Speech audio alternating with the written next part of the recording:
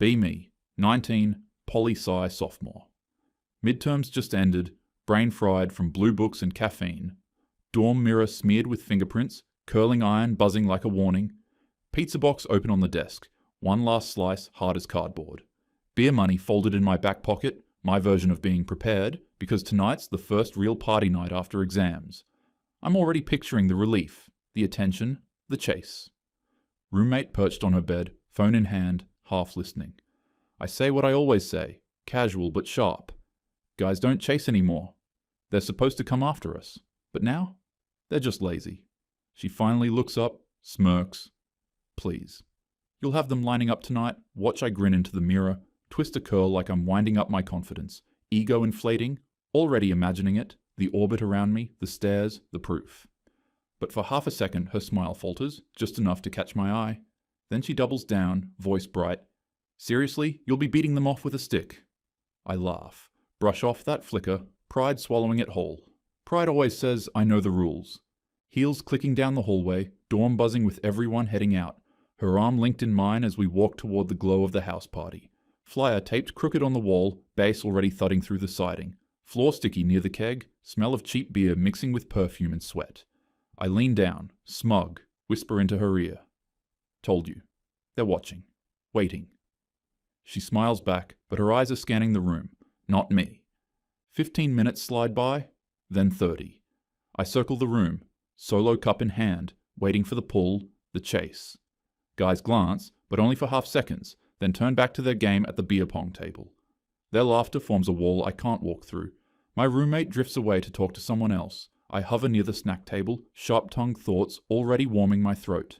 That's when I hear it. Two dudes by the chips, voices low but slicing clear. Isn't that the one who dragged Ethan for harassment? The other doesn't hesitate, just spits it out. Yeah. Ruined him over nothing. My shoulders tense, heat rising quick. I've always had a sharp trigger. I want to turn, correct them, explain the whole story. How Ethan wasn't harmless, how he pushed too far, but my tongue stays pressed to the roof of my mouth. Whatever. We're not going there tonight. I force a smirk instead, pretend it's jealousy, background noise. Pride insists. They're watching me. They're waiting for the right move, but the whisper sticks, heavy in my pocket like a folded receipt. The longer I stay, the harder it presses. Bathroom light buzzing overhead, one bulb flickering like it's sick of holding on. Paper towels spilling over the bin, smell of beer and perfume clinging to the air. I shut the door harder than I meant to, words spilling out, sharp. Seriously? Not one guy? What happened to men chasing women? Roommate sets her makeup bag on the sink, pulls out lipstick with calm hands. Or maybe, she says quiet, they don't want the risk. I frown. Ask what risk? She meets my eyes in the mirror, steady, not cruel. Ethan. Everyone remembers. Guys still bring it up. The name lands heavy, like it's stamped across my forehead. I force a laugh, wave my hand. Oh please, that was justified. He crossed the line. She doesn't argue, just keeps applying lipstick slow, precise. The silence feels worse than a fight. I lean on the counter, eyes flicking up to the mirror. For a second I see it, not the confident girl from my dorm mirror, but someone standing alone with a smudged curl and a solo cup that no one touched. I blink it away, fast, pride stitching over the crack. Men are weak, men can't handle strong women, that's all this is. Roommate caps her lipstick, slips it back in her bag. Before leaving she adds, almost offhand, your brother's friends are here too. Just be ready. Then she opens the door, bass flooding back in, leaving me staring at my reflection, stomach sinking harder than the cup in my hand. This isn't the first time this has happened recently. Flash of last week, career night in the student center, rows of booths, name tags sticking to blazers, free pens lined up like bait.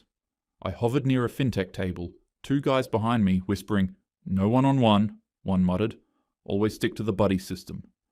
The other nodded, group questions only. No DMs, screenshots end careers. When the recruiter offered coffee chats, they didn't budge until 3 more students joined. Their questions were safe, rehearsed, no banter, no personality. When she repeated the invite, they said together, group meet or Zoom with someone CC'd. She blinked once, then nodded like she'd heard it all semester. Later at the water cooler, I caught them scrolling a notes app checklist. No late night texts, CC a woman on invites, don't compliment clothes, summarize decisions in group chat. One guy noticed me looking, shrugged, not hostile, just tired.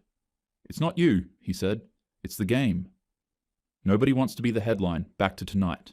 Party bass pounding through the drywall, me stitching my pride back together like nothing's wrong. Brush it off? Whatever. Tonight will be a good night. Just need to find some hot guys that'll hit on me. Back near the keg, foam dripping down the spout, puddle of beer sticky under my shoes. Pretending to scroll my phone, my cup trembling just enough to notice. That's when I see them. My brother's friend and his roommate, both leaning against the wall, laughing low, cups in hand. I freeze before they notice, step back just far enough to blend into the corner. Then I hear it. My name sliding sharp out of their mouths like a blade. Again. Nah, don't even risk it. Remember Ethan last semester? All he did was ask her to study, and she slapped him with harassment. The other shakes his head, tone flat like a verdict. Yeah. Almost lost his scholarship over that. One word from her, and you're finished. Not worth it. Then he adds, quieter, like it stings even to admit. Look at her. All that effort to dress up, but nobody's touching it. You can't risk it, not for a girl like that. Not anymore. I want to laugh, roll my eyes, throw some line about them being intimidated, but the words sink in heavier than the bass in the walls. Undesirable, not because I'm ugly, not because I'm boring. Undesirable because I'm branded, a walking liability. And maybe this is where I should come clean, right? Because it's not like I made it up. Not like I woke up one day thinking, how can I ruin Ethan's life? He was in my study group. Late nights in the library, highlighters scattered across the table, energy drinks buzzing through our veins. He'd check in on me if I missed a class, always offering to share notes.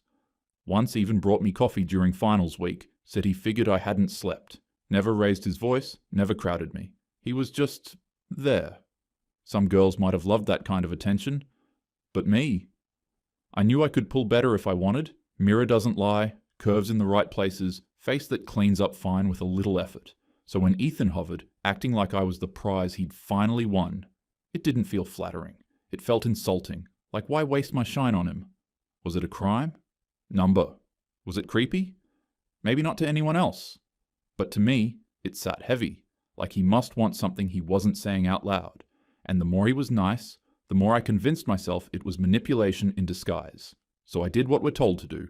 I reported it before it could turn into anything worse. And once the gears started turning, there was no undoing it. Emails, hearings, advisors shifting in their seats, Ethan sitting across the table with his face pale. I told myself I wasn't wrong. I wasn't exaggerating. I was just early, proactive, careful. Better safe than sorry. Wasn't that the rule? But the looks I started getting in the hallway said otherwise. Friends who used to nod at me went quiet. His fraternity brothers muttered when I passed. One girl I barely knew stopped me outside class, hissed, "You just didn't like that he was ugly." I laughed it off then, but inside, I thought, was she wrong? Because looks do matter. Everyone knows that, even if they don't say it. Ethan wasn't tall, wasn't broad, didn't have that sharp jawline that makes girls lean in without thinking. His clothes sagged, his hair never sat right. If he'd walked in 6'2" with a square jaw and a little swagger, maybe I would have looked twice. Maybe the same lines would have sounded different. But he wasn't, and they didn't. So I treated it like danger instead of desire. So standing behind that keg now, hearing my brother's friends say, "Not worth it," I feel the blood drain from my face. I know exactly what line they mean. Mine, carved permanent.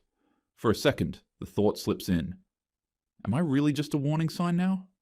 I shove it down quick. No, I was right. Ethan crossed the line. I did what we're told to do. Pride snaps back, sharper than before.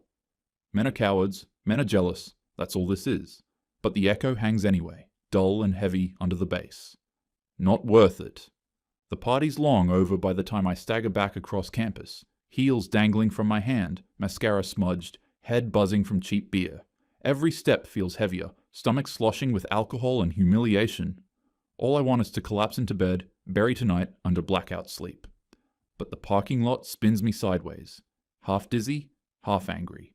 That's when I hear it. The faint clink of tools, a chain snapping into place. I squint through the lamplight, and there he is, my brother, crouched low beside his bike, under the lamplight, hands greasy, headphones in one ear, focused like the world isn't burning around me. I march over, heat still boiling under my skin. Do you know what your friend said about me tonight? My voice louder than I meant, sharp enough to make him look up. He pulls the headphone out, wipes his hand on a rag, calm as ever. Depends what they said. I throw it all out in a rush, half slurred, half snarled. They ruined my night. Talking trash about me like I'm some disease. You just let them? You're my brother. You were supposed to defend me. He doesn't snap back, doesn't even frown, just leans against the frame of the bike, arms crossed, voice steady. Defend you from what? From the truth. The words sting worse than if he'd yelled. I scoff, wave a hand, wobbling a little on bare feet. Truth? They dragged Ethan into it like he's some saint. You know what he was like. His jaw tightens, but his tone doesn't shift. What was he like? He asked you to study. He checked in when you missed class. He brought you coffee. That's it. That's what ruined his name. Do you know how insane that sounds to guys like us? I try to cut in. He made me uncomfortable, but he raises a hand, calm but final. Uncomfortable isn't a crime. You didn't like him, fine, ignore him. But you lit a match and called it fire. And now, every guy on campus sees you as gasoline. The words land heavy, like chains tightening around my chest. I want to yell, but my voice comes out thinner. So what? I'm supposed to let men bother me. Let them cross lines until it's too late? He shakes his head, grease still streaked on his palm. That's not what happened. Ethan didn't cross a line. You drew one so wide he couldn't breathe without tripping it. And now? Now guys look at that and think, why risk it? That's why they're done. Done chasing, done flirting, done even saying hi sometimes. Because if kindness can be twisted into harassment, what's left for us? I feel tears prick again, hot and unwelcome. I snap back anyway, desperate. You're exaggerating. Men aren't victims, you're just bitter. He exhales, long, tired, not even angry. You think this didn't touch me? You're my sister. Your name was in every whisper, every thread. Guys looked at me different because of you, like I had to carry your bad actions on my back just to keep walking. The words rip through me in a way I wasn't ready for. My mouth opens, but nothing comes. Inside, the questions start tumbling, jagged and sharp. Was Ethan really that dangerous? Or was I just insulted he wasn't my type? If it had been someone taller, hotter, would I have laughed instead of filed? Did I ruin him because I could?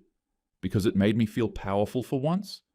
I shake my head, forcing denial back in. You don't get it. You're siding with them.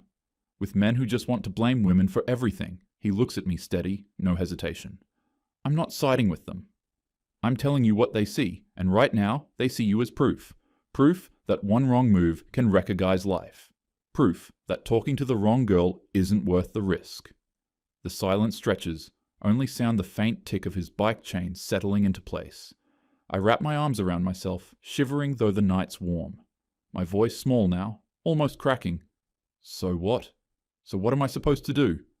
He wipes his hands on the rag, tosses it aside, meets my eyes for the first time, steady, unshaken. You start by apologizing to Ethan. Not because it'll fix everything, but because it's the only honest thing left you can do. I turn away, tears sliding faster now, pride battling in my throat. Part of me wants to scream he's wrong, that I'm still right.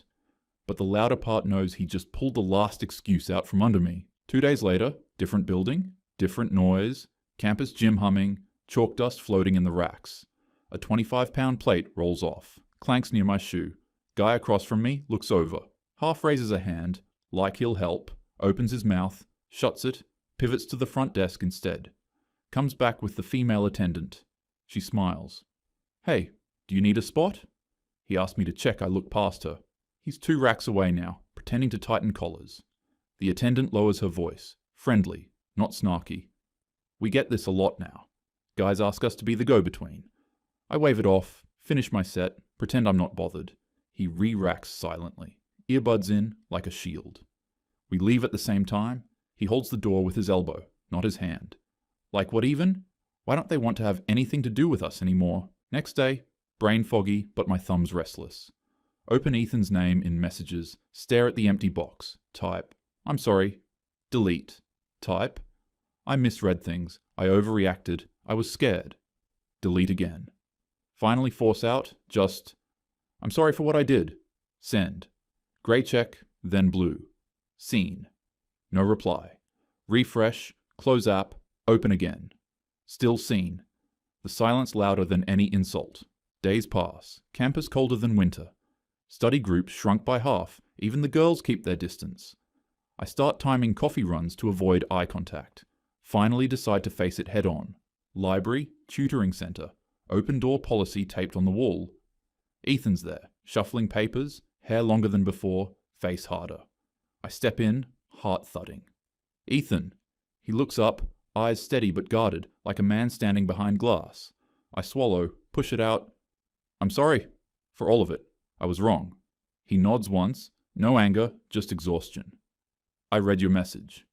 I wait, desperate for anything more. He finally says, "Do you know what it cost?" Voice quiet, not theatrical, but every word cutting. Scholarship froze. Internship pulled. My fraternity dropped me. My mom begged me to come home. Each line lands like a gavel. I flinch, try to fill the silence. I didn't mean for it to go that far. I thought I was protecting myself. He cuts in, voice sharp now. Do you know how terrifying it is for guys? One word, one report. Doesn't matter what's true. By the time the system clears you, you're already guilty everywhere else. He leans back, exhales through his nose. My friend in engineering? Kicked off campus for a semester after a girl said he stared too long in the lab. Came back, GPA wrecked, job offer gone. His hands tighten around the binder. Another guy, athlete. Girl said he touched her arm when she tripped. Investigation cleared him, but the newspaper ran the headline first. He's not even in school anymore. His jaw tightens, eyes lock on mine. Do you get it? We live like every smile is a coin toss. We talk. We risk it. We don't. We're cowards. Either way, we lose. I bite my lip, force a comeback. But women live with risk too. Catcalls, creeps, men who don't stop. I was just being cautious. His laugh is short, bitter, not amused, cautious. You were cautious with my life. You weren't scared of me. You were insulted I wasn't the guy you wanted. My stomach drops, but I snap back, desperate. That's not fair. I felt uncomfortable. That matters. He leans forward, voice low, deliberate. Uncomfortable isn't a crime. You turned kindness into evidence.